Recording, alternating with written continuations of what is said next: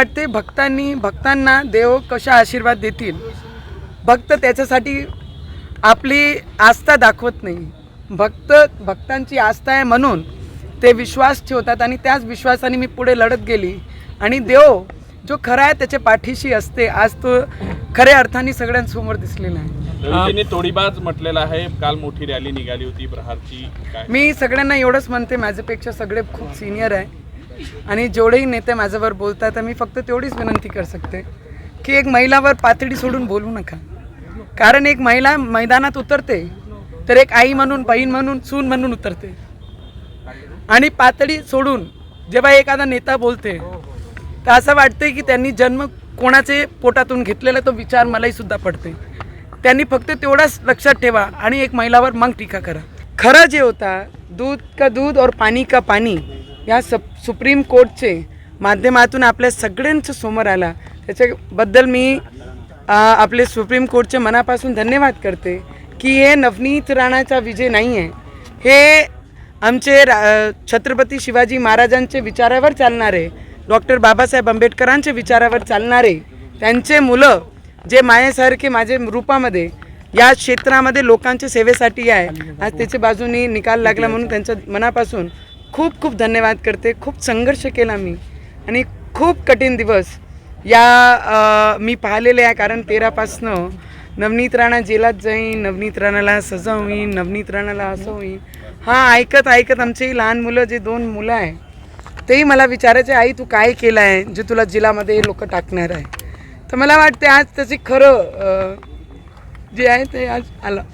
गेल्या 12 वर्षापासून 11 वर्षापासून जी संघर्ष मी केला आणि विरोधकांनी खूप त्याला चुकीचा ठरवण्याचा प्रयत्न केला, खालच्या पातळीवर बोलले, खालच्या पातळीपर्यंत ते प्रत्येक गोष्टी नेला आणि एक माजी सैनिकाची मुलीला आणि एक बाईला कुठपर्यंत त्रास द्यायचं, कुठपर्यंत त्रास घ्यायला मजबूर करायचं, ते त्रास मी गेल्या 10-12 वर्षापासून अमरावतीमध्ये सून म्हणून आणि त्याच्यानंतर जेव्हापासून राजकीय क्षेत्रामध्ये आली, आपण मेहनत नाही करू शकतो, इमानदारीने लोकांसाठी झटू शकत नाही, तर एक बाईला कसं थांबवायचं, या तर तिच्या चरित्रावर बोलायचं आणि या पद्धतीने तिला कोर्टामध्ये फसवून आणि तिच्या परिश्रमच्या शेवटच्या टोकापर्यंत तिची बदनामी करायचा, हे जे प्रयत्न चालला होता गेल्या 10-12 वर्षापासून.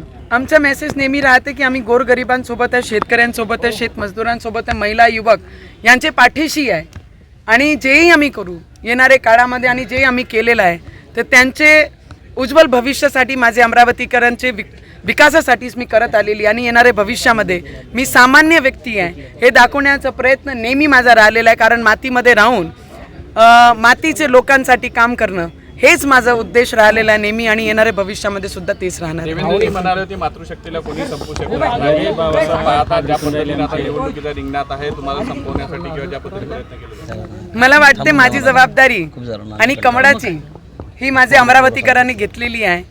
तर कोणी कोणाला संपवेन हे तर वेळच ठरवेन, पण माझी अमरावतीकरांनी 2019मध्येही आपली सुनीचे मागे पाठीशी ते उभे राहिले आणि आत्तासुद्धा 2024मध्ये उभे राहतील आणि या मतदारसंघातून परत एकदा पहिल्यांदा कमल अमरावती में खिलेगा, इसकी जबाबदारी मेरी अमरावतीकर ही लेंगे. ते या निकालासोबत जोडण्यात आलेले आहे, तेव्हा कुठं तुम्हाला हा यश मिळालेला आहे कोर्टामध्ये, काय खूप संघर्ष होता पण मी माझे स्वतःला तुटू नाही दिला.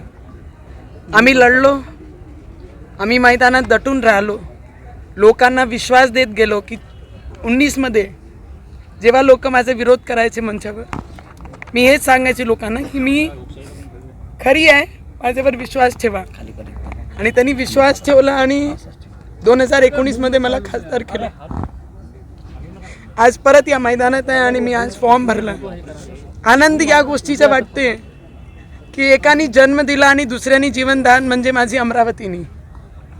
सगळे ऑपोजिशन चिल्लावत असताना सुद्धा माझी अमरावतीकरांनी एक सूनवर विश्वास ठेवला आणि त्या सुनीनी 5 वर्षाचे खासदार पूर्ण केले आणि दुसरे 5 वर्षीला आज फॉर्म भरायला आम्ही सगळे नेते आमचे भारतीय जनता पार्टीचे आज उपस्थित आहे, त्यांच्यासोबत मी फॉर्म भरलं.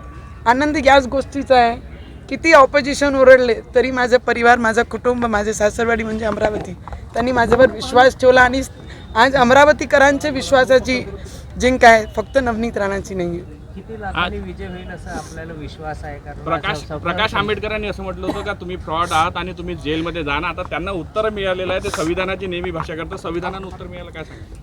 मी संविधान पाळणारी बाबासाहेब आंबेडकरांच्या विचारावर चालणारी लेकरू आहे. आणि मला असं वाटतं कोणी काय म्हणाले, कोणी काय नाही म्हणाले, कारण गेल्या 10-12 वर्षापासून खूप काही सहन केलं. महिलांना थांबवायचं कसं, तर या पद्धतीने बदनामी करून त्यांच्या परिवारामध्ये, समाजामध्ये ते मान वरती करून जगले नाही पाहिजे, त्या पद्धतीने माझ्यासोबत माझ्या ऑपोजिशनचे काही लोकांनी केलं. म्हणते ना, देव ज्याच्या पाठीशी आहे त्याला काळजी करण्याची गरज नाही. आणि देवाने हे उत्तर त्यांना दिलेलं आहे. आणि जे खरं होतं ते आज सुप्रीम कोर्टच्या माध्यमातून बाहेर आलं. आणि मी खूप मनापासून धन्यवाद आहे. मी स्वतःला तुटू दिलं नाही, माझे रवीजींनी मला तुटू दिलं नाही. जे खरं आहे त्याच्यासाठी आपण लढू आणि कमजोर पडायचं नाही, याच विषयाने घेऊन मजबूतीने मी मैदानात उभी राहिली. तर मला कोणाला उत्तर द्यायची गरज पडली नाही. माझे अमरावतीकरांनी विश्वास देऊन 2019मध्ये माझे पाठीशी उभे राहिले आणि मला खासदार केलं. आणि आज परत मी या मैदानामध्ये आहे. तर ही सगळी जबाबदारी माझ्या अमरावतीकरांची आणि तेच जबाबदारी 2019मध्ये घेतली होती. आणि आज तर माझ्यासोबत मोदीजी आहेत, तर मला काही चिंता नाही आहे. तुमच्या अश्रूंना विरोधक अभिनेत्री आहे म्हणून तुम्ही रडून दाखवतात आणि त्यावरून भावनिक होतात. त्यांनी त्यांची आईला, जेही म्हणतात, त्यांनी त्यांची आईला जन्म देताना बाळ कशी रडते, काय भावना असते, त्यांनी ते जाणून घ्या आणि मग माझ्यावर बोला.